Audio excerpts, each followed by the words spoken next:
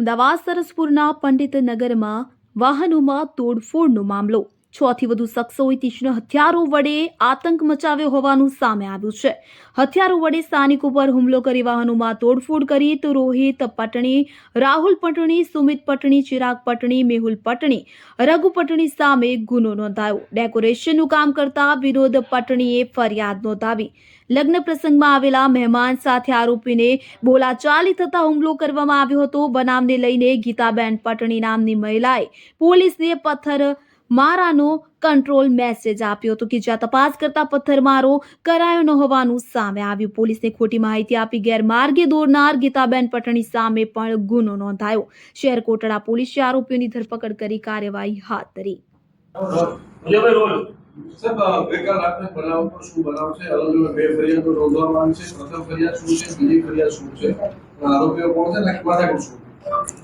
ગઈકાલે શેરકોટામાં રાતના લગભગ 10:30 વાગ્યાની આસપાસ પંડિતનગરની ચાલી છે તે વિસ્તારમાં અમુક 5-6 ઈસમો દ્વારા જાહેરમાં વાહનોમાં તોડફોડ કરવામાં આવેલી હતી। એ બાબતની એક ઘટના સામે આવી છે, જેમાં આ જે આરોપીઓ છે એમાં રોહિત ઉર્ફે અભણ પટણી, સુમિત રાજુભાઈ પટણી, રાહુલ ઉર્ફે મગધી ગોપાલભાઈ પટણી, ચિરાગ ઉર્ફે બાઘો પ્રકાશભાઈ પટણી, મેહુલ ગોવિંદભાઈ પટણી, ગગો સુરજભાઈ પટણી તથા એમની સાથે અન્ય બીજા 2 થી 3 ઈસમો। આ ઈસમો દ્વારા પંડિતનગરની ચાલીમાં જ આવેલા વિનોદભાઈ જે આ જે ફરિયાદના ફરિયાદી છે તેઓની રિક્ષા ઉપર તલવારો અને લાકડીઓ વડે એમની રિક્ષાને નુકસાન પહોંચાડવામાં આવ્યું હતું। સાથે સાથે ચાલીમાં રહેતા અન્ય જે રહીશો છે એમની રિક્ષાઓ, બાઇક અને લૂના અને જે લારી છે, સાયકલ છે એમાં પણ તોડફોડ કરવામાં આવી હતી।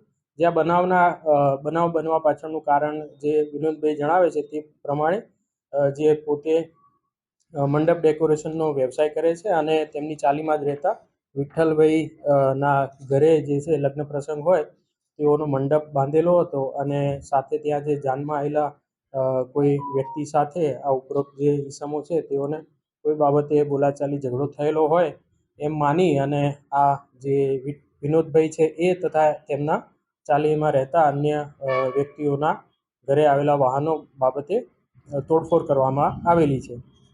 જે અંગે શેરકોટા પોલીસ સ્ટેશન ખાતે ઉપરોક્ત વિનોદભાઈ પટણીની ફરિયાદના આધારે ગેરકાયદેસર મંડળી જાહેરમાં પ્રાણઘાતક હથિયારો સાથે જાહેરમાં ખોફ ફેલાવો અને જાહેર મિલકતને નુકસાન પહોંચાડવું એ અંગેની એક ફરિયાદ નોંધવામાં આવે છે।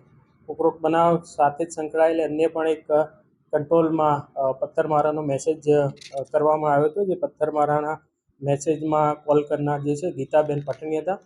તેઓ દ્વારા ઉપરોક્ત પંડિતનગરની ચાલીમાં જ પથ્થરમારો થઈ રહ્યો છે તે અંગેની કંટ્રોલ રૂમને જાણ કરવામાં આવી હતી।